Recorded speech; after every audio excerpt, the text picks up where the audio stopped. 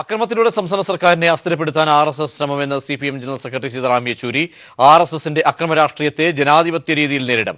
ഗോരക്ഷയുടെ പേരിൽ UP-യിൽ ന്യൂനപക്ഷങ്ങൾ പീഡിപ്പിക്കപ്പെടുന്നതായും അയോധ്യ പ്രശ്നം ഭൂമി പ്രശ്നമാണ്, അത് കോടതിക്ക് പുറത്ത് തീർക്കേണ്ടതല്ലെന്നും യെച്ചൂരി തിരുവനന്തപുരത്ത് വാർത്താസമ്മേളനത്തിൽ വ്യക്തമാക്കി. RSS അതിക്രമത്തിൽ രാജ്യത്താകെ അപകടകരമായ സാഹചര്യമാണ് ഉടലെടുത്തിരിക്കുന്നത്. കേരളത്തിൽ അക്രമത്തിലൂടെ സർക്കാരിനെ അസ്ഥിരപ്പെടുത്താനാണ് RSS ശ്രമമെന്ന് CPIM general secretary Sitaram Yechury പറഞ്ഞു. To destabilize the Kerala government is the first target, to a situation of a very, very dangerous communal polarization and clash. Of course, we will face the challenge, as I said, and we are determined to defeat it through democratic methods. തെരഞ്ഞെടുപ്പിന് ശേഷം മാത്രം 9 CPIM പ്രവർത്തകരാണ് കേരളത്തിൽ കൊല്ലപ്പെട്ടത്. സംസ്ഥാനത്തിന്റെ മുഖ്യമന്ത്രിയെ തടയാനുള്ള RSSന്റെ ശ്രമം അക്രമ രാഷ്ട്രീയത്തിന്റെ മുഖമാണെന്നും യെച്ചൂരി കുറ്റപ്പെടുത്തി. അതിക്രമത്തിലൂടെ സ്വാധീനം ഉറപ്പിക്കാനുള്ള RSS ശ്രമം നടപ്പാകില്ലെന്നും അദ്ദേഹം വ്യക്തമാക്കി. ഗോരക്ഷയുടെ പേരിൽ UP-യിൽ ന്യൂനപക്ഷങ്ങൾ പീഡിപ്പിക്കപ്പെടുകയാണ്. RSSന്റെ ഹിന്ദുത്വ രാഷ്ട്രം BJP സർക്കാർ നടപ്പാക്കുന്നതായും അദ്ദേഹം കുറ്റപ്പെടുത്തി. അയോധ്യ പ്രശ്നം കോടതിക്ക് പുറത്ത് തീർപ്പാക്കാനുള്ള ശ്രമങ്ങൾ RSS തന്നെ അടയ്ക്കുകയാണ്. അയോധ്യ പ്രശ്നം ഭൂമി പ്രശ്നമാണ്, അത് കോടതിക്ക് പുറത്ത് തീർക്കേണ്ടതല്ലെന്നും യെച്ചൂരി കൂട്ടിച്ചേർത്തു. This is a matter of law. This is not a matter of political settlement. Who is the owner of the land? So let the Supreme Court deliver justice. സംസ്ഥാനത്തെ പോലീസിന്റെ വീഴ്ച മുഖ്യമന്ത്രി പിണറായി വിജയൻ അംഗീകരിച്ചത് അത് തെറ്റുതിരുത്തുന്നതിന്റെ ഭാഗമാണെന്നും യെച്ചൂരി പറഞ്ഞു. EP ജയരാജൻ ഉൾപ്പെട്ട ബന്ധുനിയമന വിഷയം അടുത്ത CPIM കേന്ദ്ര കമ്മിറ്റി യോഗം പരിശോധിച്ച് തീരുമാനമെടുക്കുമെന്നും യെച്ചൂരി തിരുവനന്തപുരത്ത് വാർത്താസമ്മേളനത്തിൽ വ്യക്തമാക്കി. News bureau, Thiruvananthapuram. കന്യാകുമാരിയിലെ തക്കലയിലുണ്ടായ വാഹനാപകടത്തിൽ 4 പേർ മരിച്ചു. അപകടത്തിൽ 15 പേർക്ക് പരിക്കേറ്റു. ലോറിയും വാനും കൂട്ടിയിടിച്ചായിരുന്നു അപകടം.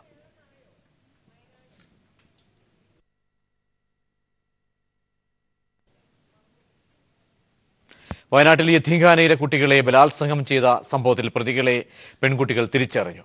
മജിസ്ട്രേറ്റിന്റെ സാന്നിധ്യത്തിൽ നടന്ന തിരിച്ചറിയൽ പരേഡിലാണ് 6 പ്രതികളെയും പെൺകുട്ടികൾ തിരിച്ചറിഞ്ഞത്.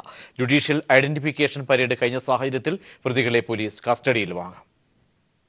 സുൽത്താൻ ബത്തേരി 2ാം ക്ലാസ് ജുഡീഷ്യൽ മജിസ്ട്രേറ്റിന്റെ സാന്നിധ്യത്തിൽ വൈത്തിരി സബ് ജയിലിലാണ് തിരിച്ചറിയൽ പരേഡ് നടന്നത്. കേസിലെ 6 പ്രതികളെയും മജിസ്ട്രേറ്റിന് മുന്നിൽ വെച്ച് പെൺകുട്ടികൾ തിരിച്ചറിഞ്ഞു. ബലാത്സംഗം നടന്നതായി പറയുന്ന ഹോട്ടലിന്റെ ഉടമ നാസർ അഹമ്മദ് കോയ, സുഹൃത്തുക്കളായ ജുലൈബ് മുസ്തഫ, ജുമൈദ് അബൂബക്കർ, അസ്ഹർ ഹംസ, മുസ്തഫ അബൂബക്കർ, മുഹമ്മദ് റാഫി എന്നിവരെയാണ് കുട്ടികൾ തിരിച്ചറിഞ്ഞത്. തിരിച്ചറിയൽ പരേഡ് പൂർത്തിയായ സാഹചര്യത്തിൽ പ്രതികളെ എത്രയും പെട്ടെന്ന് കസ്റ്റഡിയിൽ വാങ്ങുമെന്ന് അന്വേഷണ സംഘം വ്യക്തമാക്കി.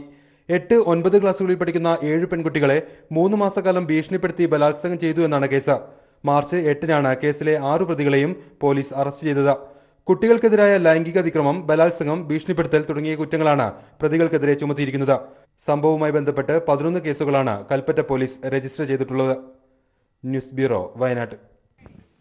കുണ്ട്രയിൽ 10 വയസ്സുകാരുടെ മരണത്തിൽ പ്രതി വിക്ടറിന്റെ ഭാര്യ ലതയെ കസ്റ്റഡിയിൽ എടുത്തു.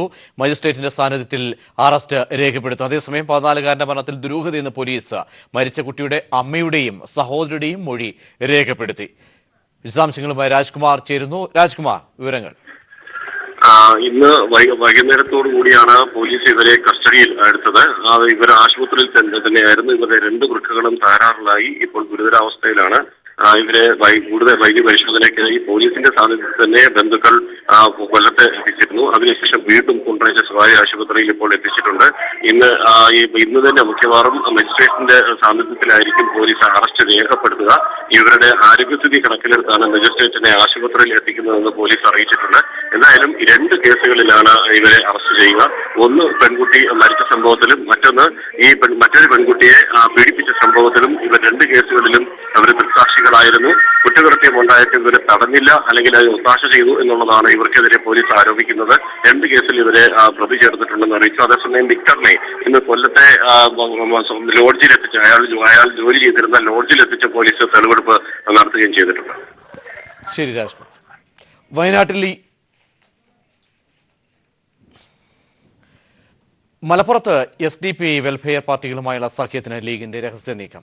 കഴിഞ്ഞ തെരഞ്ഞെടുപ്പിൽ മത്സരിച്ച SDPI വെൽഫെയർ പാർട്ടികൾ സ്ഥാനാർത്ഥിയെ നിർത്താതെ ലീഗുമായി ഒത്തുകളിക്കുന്നു. 2014 SDPIക്ക് 47,853 വോട്ടും വെൽഫെയർ പാർട്ടിക്ക് 23,216 വോട്ടും ലഭിച്ചിരുന്നു.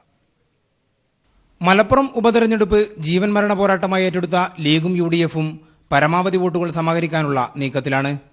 2014 വോട്ടും ഭൂരിപക്ഷവും വർദ്ധിപ്പിക്കുമെന്നത് നിലവിലെ സാഹചര്യത്തിൽ UDFന് വെല്ലുവിളിയാണ്.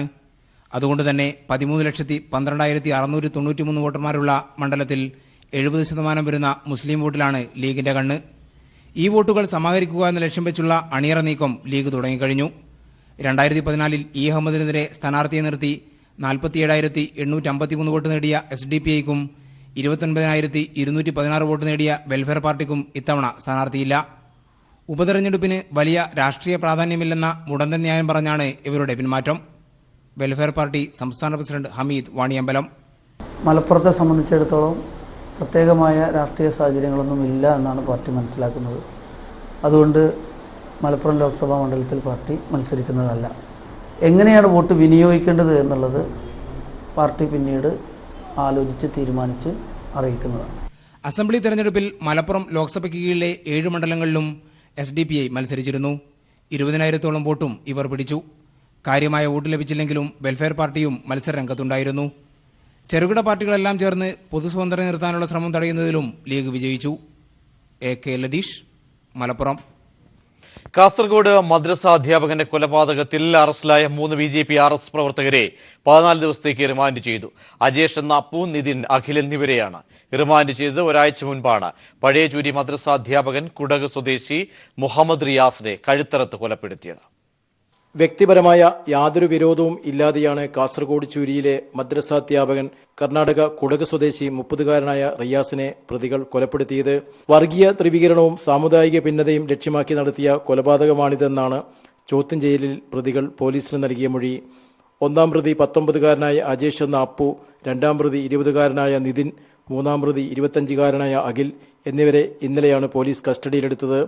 ഇന്ന് രാവിലെ അറസ്റ്റ് രേഖപ്പെടുത്തി കനത്ത സുരക്ഷാ സംവിധാനത്തോടെ ഉച്ചയോടെ കാസർഗോഡ് ജുഡീഷ്യൽ 1-ാം ക്ലാസ് മജിസ്ട്രേറ്റ് കോടതിയിൽ മജിസ്ട്രേറ്റിന്റെ ചേംബറിൽ ഹാജരാക്കി. ഇവരെ മജിസ്ട്രേറ്റ് A നിസാം 2 ആഴ്ചത്തേക്ക് റിമാൻഡ് ചെയ്തു. വർഗീയ താൽപര്യങ്ങൾ തന്നെയാണ് കൊലയ്ക്ക് പിന്നിലെന്നാണ് അന്വേഷണ സംഘത്തിന്റെ നിഗമനം. സംഘത്തലവൻ crime branch SP doctor A Sreenivasan. ഇപ്പോഴത്തെ അന്വേഷണത്തിൽ 3 പ്രതികളെ ഇന്ന് അറസ്റ്റ് ചെയ്തിട്ടുണ്ട്. ഇന്നലെ രാത്രി അറസ്റ്റ് ചെയ്തിട്ട് ഇന്ന് കോടതി ഹാജരാക്കിയിട്ടുണ്ട്.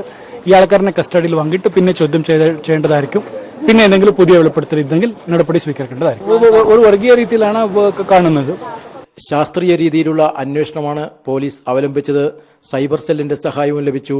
നേരത്തെ വർഗീയ സംഘർഷങ്ങൾ നിലനിന്നിരുന്ന മീപ്പുകുരി, ചൂരി പ്രദേശങ്ങളിലെ എല്ലാ വിഭാഗത്തിലും പെട്ട യുവാക്കളെ പങ്കെടുപ്പിച്ച് ജനമൈത്രി പോലീസ് ഷട്ടിൽ ടൂർണമെന്റ് സംഘടിപ്പിച്ചിരുന്നു.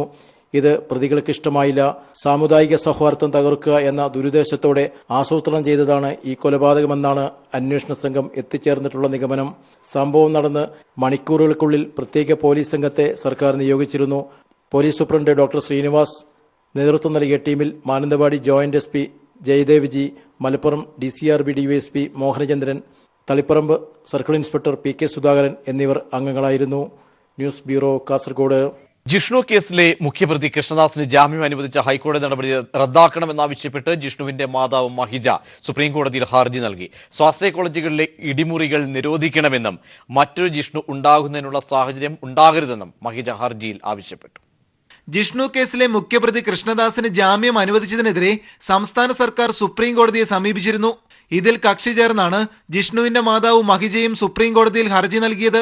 കൃഷ്ണദാസിന് ജാമ്യം അനുവദിച്ച ഹൈക്കോടതി നടപടി റദ്ദാക്കണമെന്നാവശ്യപ്പെട്ടാണ് ഹർജി. സ്വാശ്രയ കോളേജുകൾ ഇടിമുറികളായി മാറിയെന്നും മറ്റൊരു ജിഷ്ണു ഉണ്ടാകുന്നതിന് മുമ്പ് കോടതി അടിയന്തരമായി ഇടപെടണമെന്നും ആവശ്യപ്പെട്ടാണ് ജിഷ്ണുവിന്റെ മാതാവ് സുപ്രീം കോടതിയെ സമീപിച്ചത്. കൃഷ്ണദാസ് ഇടക്കാല ജാമ്യം നേടിയത് തെറ്റായ വിവരങ്ങൾ സമർപ്പിച്ചാണെന്നും ഇത് കേസന്വേഷണത്തെ പ്രതികൂലമായി ബാധിക്കുന്നുവെന്നുമാണ് സംസ്ഥാന സർക്കാരും സുപ്രീം കോടതിയിൽ ചൂണ്ടിക്കാട്ടിയിട്ടുള്ളത്. ഉന്നത സ്വാധീനമുള്ള കൃഷ്ണദാസിന് ജാമ്യം അനുവദിച്ചതോടെ സാക്ഷികളെ സ്വാധീനിക്കാനുള്ള സാധ്യത വർദ്ധിച്ചുവെന്നും മഹിജ നൽകിയ ഹർജിയിൽ ചൂണ്ടിക്കാട്ടുന്നു. പാലക്കാട് ലക്കിടി നെഹ്റു കോളേജ് വിദ്യാർത്ഥിയെ മർദ്ദിച്ച കേസിലും കഴിഞ്ഞ ദിവസം ഹൈക്കോടതി കൃഷ്ണദാസിന് ജാമ്യം നൽകിയിരുന്നു.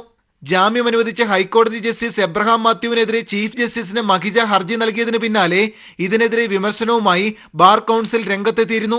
News bureau, Delhi. ആമിയായുള്ള മഞ്ജുവാരുടെ ഫസ്റ്റ് ലുക്ക് പുറത്ത്. കമലാ സുരയ്യയുടെ ജീവിതം പ്രമേയമാക്കി കമൽ സംവിധാനം ചെയ്ത ചിത്രം ആമിയുടെ സിജോൺ കർമ്മം പുന്നയൂർകുളത്ത് നടന്നു. ആമി മുതൽ കമലാ സുരയ്യ വരെയുള്ള മാധവിക്കുട്ടിയുടെ ജീവിതം പകർത്തുകയാണ് കമൽ.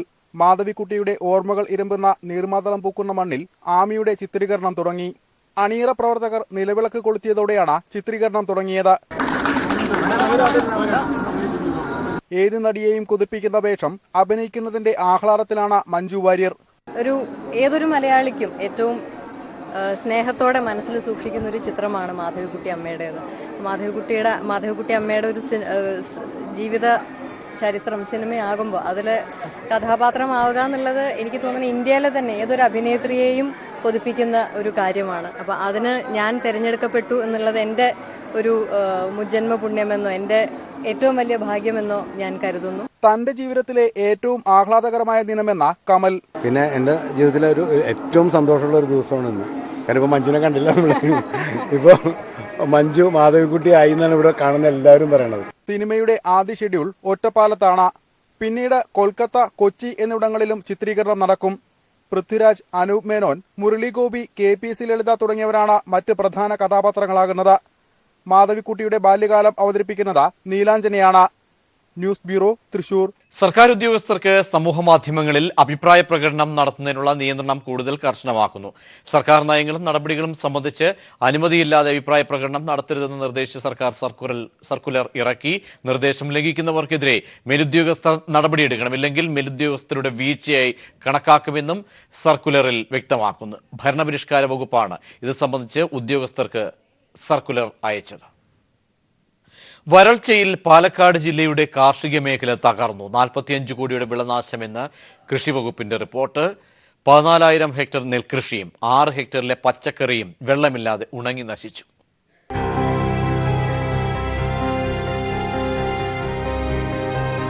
കൊടും ചൂടിന് ആശ്വാസമായി ചെറിയ മഴ പെയ്തെങ്കിലും പാലക്കാട്ടെ കാർഷിക മേഖല വലിയ ആശങ്കയിലാണ്. കരിഞ്ഞുണങ്ങി നശിച്ച പച്ചക്കറി തോട്ടങ്ങൾ, കൃഷിയിറക്കിയ നെൽപ്പാടങ്ങൾ കതിരിടാതെ നാമാവശേഷമായി. കൃഷിവകുപ്പിന്റെ കണക്കനുസരിച്ച് 14,158 ഹെക്ടർ നെൽകൃഷിയാണ് നശിച്ചത്. മഴ കുറഞ്ഞത് കാരണം രണ്ടാം വിള ഇറക്കുന്നത് സുരക്ഷിതമല്ലെന്ന കൃഷിവകുപ്പ് മുന്നറിയിപ്പ് അവഗണിച്ച് കൃഷിയിറക്കിയവയും നശിച്ചവയിലുണ്ട്. രണ്ടാം വിള ഇറക്കാത്ത പ്രദേശങ്ങളിൽ ജലസ്രോതസ്സുകൾ വറ്റിവരണ്ടു. കഴിഞ്ഞ ദിവസങ്ങളിൽ ചെറിയ മഴ ലഭിച്ചെങ്കിലും വരും ദിവസങ്ങളിൽ പാലക്കാട്ട് ചൂടുയരാനാണ് സാധ്യതയെന്ന് IRTC research coordinator professor BM Mustafa പറഞ്ഞു.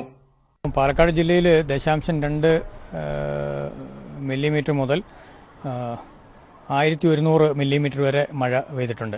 ഓരോ പ്രദേശത്തും വ്യത്യസ്തമായിട്ടാണ്. ഇടയ്ക്കിടയ്ക്ക് മഴ പെയ്തു കഴിഞ്ഞാൽ ആശ്വാസമായിരിക്കും, അല്ലെങ്കിൽ നമുക്ക് ചൂട് കൂടും. ഏതായാലും ഏപ്രിൽ മെയ് മാസത്തിൽ ചൂട് കൂടും, കാരണം അത്രത്തോളം വെള്ളത്തിൻ്റെ അവസ്ഥ ഇവിടെ കുറവാണ്. കുളങ്ങളെല്ലാം വറ്റിക്കഴിഞ്ഞു. എലവഞ്ചേരി, വടകരപ്പതി പ്രദേശങ്ങളിലാണ് പച്ചക്കറി കൃഷി വ്യാപകമായി നശിച്ചത്. 6 ഹെക്ടർ കൃഷി വെള്ളമില്ലാതെ നശിച്ചു. വിളനാശത്തിന് നഷ്ടപരിഹാരം നൽകാനായി കൃഷിവകുപ്പ് 19 കോടിയുടെ സഹായം സംസ്ഥാന സർക്കാരിനോട് ആവശ്യപ്പെട്ടിട്ടുണ്ട്. വേനൽ മഴ കാരണം ഡാമുകളിൽ കഴിഞ്ഞ വർഷത്തേതിന് സമാനമായ അവസ്ഥയിലേക്ക് ജലനിരപ്പ് ഉയർന്നു എന്നത് മാത്രമാണ് നേരിയ ആശ്വാസം. News bureau, Palakkad. പത്തനംതിട്ടയിൽ നാളെ നടക്കുന്ന ഫിലിപ്പോസ് മാർ ക്രിസോസ്റ്റം വലിയ മെത്രാപ്പോലിത്തയുടെ 100ാം പിറന്നാൾ ആഘോഷത്തിനുള്ള ഒരുക്കങ്ങൾ പൂർത്തിയായി. കൈലി TVയും കാഴ്ചയും സംയുക്തമായാണ് ആഘോഷ പരിപാടികൾ സംഘടിപ്പിക്കുന്നത്. ഫിലിപ്പോസ് മാർ ക്രിസോസ്റ്റം വലിയ മെത്രാപ്പൊലീത്തയുടെ 100ാം പിറന്നാൾ ആഘോഷവും സാംസ്കാരിക സമ്മേളനവും നാളെ വൈകിട്ട് 5 മണിക്ക് പത്തനംതിട്ട മുനിസിപ്പൽ സ്റ്റേഡിയത്തിലാണ് അരങ്ങേറുന്നത്. പിറന്നാൾ ആഘോഷത്തോടനുബന്ധിച്ച് സിനിമാ സീരിയൽ രംഗത്തെ താരങ്ങളെ അണിനിരത്തിയുള്ള 3 മണിക്കൂർ നീണ്ടു നിൽക്കുന്ന മെഗാ ഷോയും ഉണ്ടാകും. ഇതിന്റെ ഒരുക്കങ്ങളെല്ലാം പൂർത്തിയായതായി പരിപാടിയുടെ രക്ഷാധികാരിയും പത്തനംതിട്ട നഗരസഭ അധ്യക്ഷയുമായ രജനി പ്രദീപ് പറഞ്ഞു. പത്തനംതിട്ട നഗരസഭയിൽ ആദ്യമായിട്ടാണ് ഇങ്ങനെ ഒരു ചാനൽ പരിപാടി നടക്കുന്നത്. അതിൻ്റെ ഒരുക്കങ്ങളെല്ലാം ഏതാണ്ട് അവസാന ഘട്ടത്തിലേക്കായിട്ടുണ്ട്. എല്ലാ ആൾക്കാരും നമ്മളോട് പൂർണ്ണമായിട്ടും സഹായിക്കുന്നുണ്ട്. ഒരു ചാനലിൻ്റെ മാത്രമായിട്ടുള്ള പരിപാടി അല്ല ഇത്.